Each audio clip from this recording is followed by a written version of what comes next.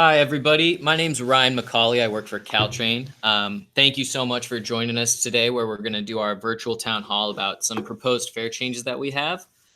Just to set a couple ground rules and logistics, we have our team who's monitoring the chat right now. So if you have sort of clarifying questions about the presentation, go ahead and submit those in the chat window, and we'll get the best answer we can.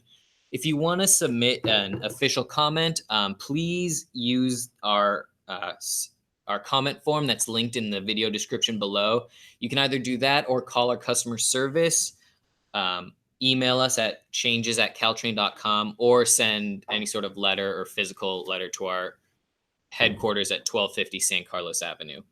So again, thank you so much for joining us. This video will also archive itself on our YouTube page. So if you want to share the link out, if you missed it live, you can always watch it later. Without further ado, I'm going to introduce our Deputy General Manager, Carter Mao, who will go into the presentation. Thank you, Ryan. Again, I'd like to welcome all of you to the YouTube Town Hall. Thank you for joining us.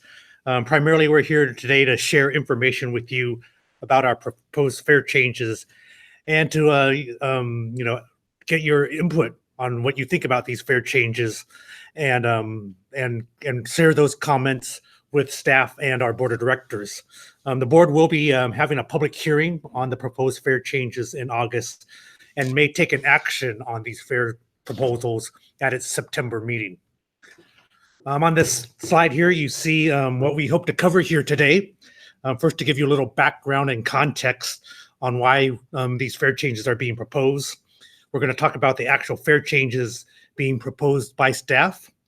Then we would also describe the public comment period and input period and how you can provide input, and then provide you with and lay out the next steps and the timelines for the board actions regarding this item. At the end of the presentation, we'll have some time to take questions in the chat forum. A little bit of background. Caltrain did perform a comprehensive fare study last year, and the board of directors adopted that fare policy at its December meeting. I believe Ryan has provided all of you with a link to that fare policy.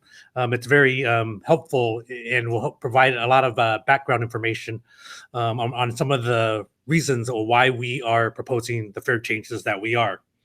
A couple reasons why the fare changes are needed is because Caltrain does not have a dedicated source of funding.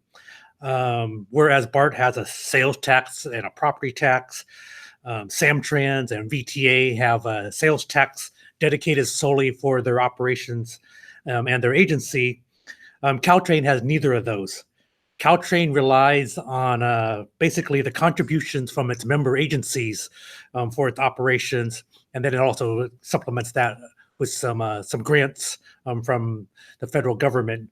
But we do not have a dedicated ongoing source of funding, and that's one of the reasons that we are looking to raise revenues through these fare changes. The other reason that the fare changes are being proposed is because we know operating cost and maintenance cost will be increasing in the coming years.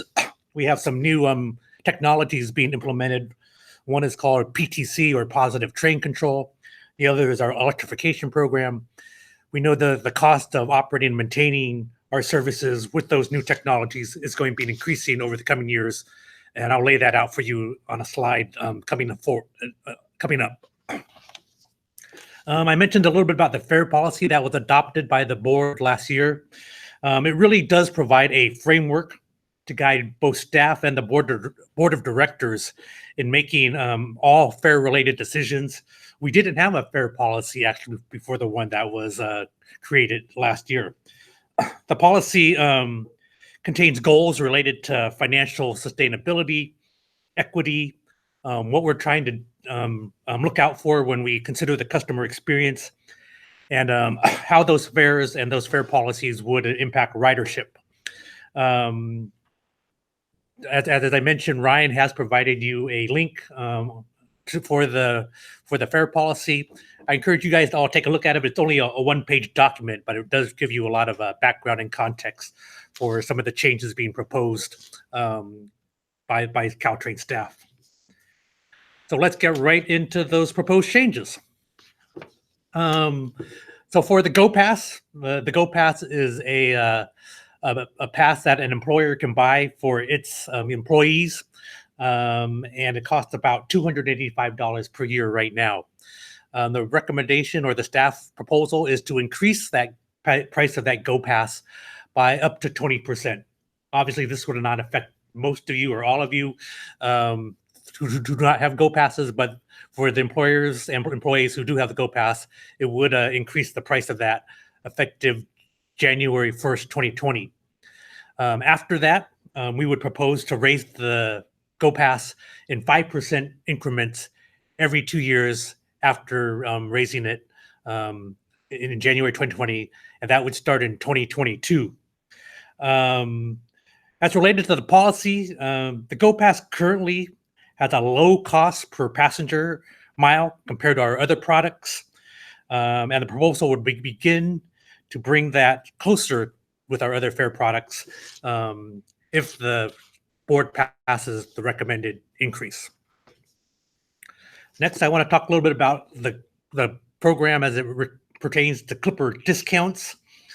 Currently, you receive a 55-cent discount if you use your Clipper card on one-way fares. The proposal would be to either remove or reduce the amount of that Clipper discount beginning in January 2020. As I mentioned, the agency is facing some ongoing financial issues, and we need help from our fares to balance our operating budget. By removing or reducing the Clipper discount, it would actually generate a little bit more revenue for us to sustain our operations and to invest in our state of good repair needs. It will also bring the Clipper fare product in terms of revenue generated more in line with some of our other fare products that are out there. So we basically have two Clipper proposals that we'll be taking to the board for a discussion. One is to reduce it entirely or to remove it entirely, or one is to reduce the discount to just 25 cents. The next proposal includes making incremental increases in both our base fares and our zone fares on the schedules laid out on this slide. When you look at long-term historical based inflation, the 50-cent increase for base fares and 25-cent increase for zone fares is similar to what an inflation-based fare increase would look like. This is an inflation-based fare increase is similar to what practices many other transit agencies in the Bay Area have gone to, and I believe including BART and SFMTA, and Caltrain would just be choosing to also enter into this type of fare increase policy. This is consistent with one of the policy goals, and that is to provide predictable and incremental fare increases for our patrons. If we don't do these small incremental ones, the result many times is a very large percentage increase at longer intervals, and that is not what we're striving to do with our policy. We want small, incremental, predictable increases that aren't so shocking to the passengers and the riding public.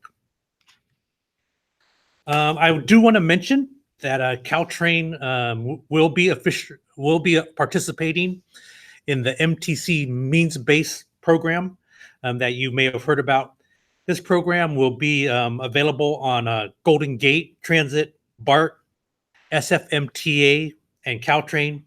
And it's really a pilot program that we are working on with those operators and MTC that would give those people who are eligible a 20% discount off their single ride adult Clipper Card Caltrain fares.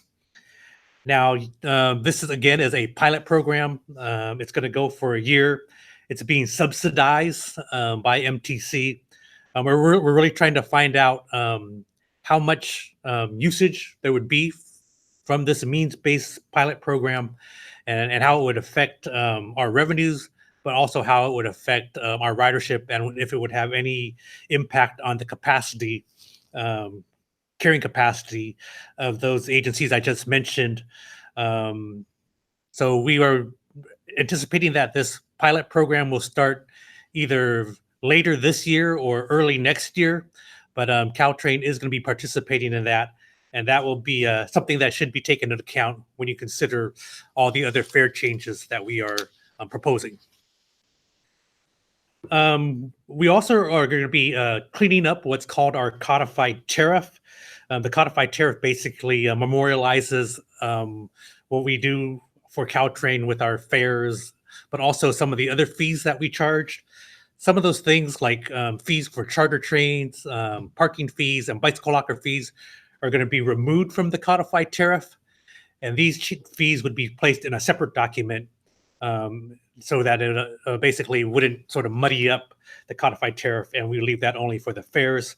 And you don't have to worry, those fees that I mentioned before will still need to be brought to the Board of Directors for changes if we were to propose making any changes to those fees in the new document. So you might want to ask, why are we proposing the changes? I touched on them a little bit before. Again, Caltrain has no dedicated funding source. And we rely on our member agency contributions in order to sustain our operations. Unfortunately, our member agencies have not always been able to make those contributions, and we have relied on when without a dedicated funding source, we rely on fares for about 70% of our revenue. On this slide, I wanted to show you what we anticipate in terms of our projected operating deficits through fiscal year 22. After fiscal year 22, the numbers are a little less clear, and we'll be updating those numbers once we get more information about what our operation costs will be post-electrification and post the positive train control project, as well as any potential dedicated revenue funding sources that we may be able to secure outside of increased fares. As this information becomes clear, we'll be providing projections for our operating forecast past fiscal year 22. On this slide, you see what the projected operating deficit is for Caltrain until fiscal year 22. $1.1 million in fiscal year 20, $8.3 million in fiscal year 21, and $14.7 million in fiscal year 22. That's what our projected operating deficits would be without any fare increases. If we do get the fare increases that are being recommended, you see what that would do in terms of our fare revenues. For fiscal year 20, it would result in $3.5 million more in revenue. In fiscal year 21, 10.6, and in fiscal year 22, 11.2. And that would help balance out our operating deficits very nicely. It's not totally lined up with what the projected operating deficit is, but based on our projections, if you total that, our net in terms of our increased fare revenue versus our operating deficits would be just about on balance, and we would be maintaining our fare box recovery ratio at around the 70% range, which is a very healthy fare box recovery ratio, one of the best for a transit agency anywhere in the country. On this slide, it shows you how those fare increases would match up with inflation. Basically, if you assumed inflation was about 3% a year, the fare increases that I mentioned to the zone fare and the base fare that you pay when you use the TVM would be just about what you would be expecting if we were to increase fares with inflation. If you also tack on the changes that we are proposing to the GoPass and removal or reduction of the Clipper discount, you would see it would be a little bit higher than inflation, but not much more for those people who are using the Clipper Card. Basically, there again are several proposed changes, but we feel that it roughly is the equivalent of inflation going forward, and that's one of the reasons for the staff recommendation. I mentioned that one of the things that we look at in our fare policy is what the cost per revenue per passenger mile is for the various fare products. We strive to have a consistency across our fare products in terms of the revenue generated per passenger and per passenger mile. You can see from this chart, the revenue per passenger mile is currently, and you see that the one-way ticket is quite a bit more than what the GoPass generates. That was in fiscal year 17. With some of our increases in the GoPass, it has started to close that gap, but there is still a considerable gap between what a one-way ticket costs and what a GoPass trip costs. If you add in the changes that we're proposing to make to the GoPass prices and the changes we're proposing to make to the Clipper program, you can see that the cost or the revenue per passenger mile cost is it's just about getting to be equal. So that consistency that we're striving for across fare products could be accomplished if the proposed fare changes go forward as proposed. Bottom line, what we've been doing for the past few years is helping to close the difference, and we think that the fare changes being proposed will make this the differences across our fare products even less of a discrepancy. So those are the proposed fare changes. On the next few slides, we're going to walk you through how the board will be considering of these fare change proposals and how that process is going to work. So you have the opportunity to provide input on the proposed fare changes until August 1st. There have been a number of public meetings already, including another one next week in Redwood City. We also will have a public hearing, as I mentioned, at our Caltrain board meeting on August 1st. That will be at 9 a.m. in the morning. As Ryan mentioned to you before, we really ask that you provide these comments in the formats listed on this slide. One is we have an online comment form you can use. Feel free to call our customer service center at 1-800-660-4287.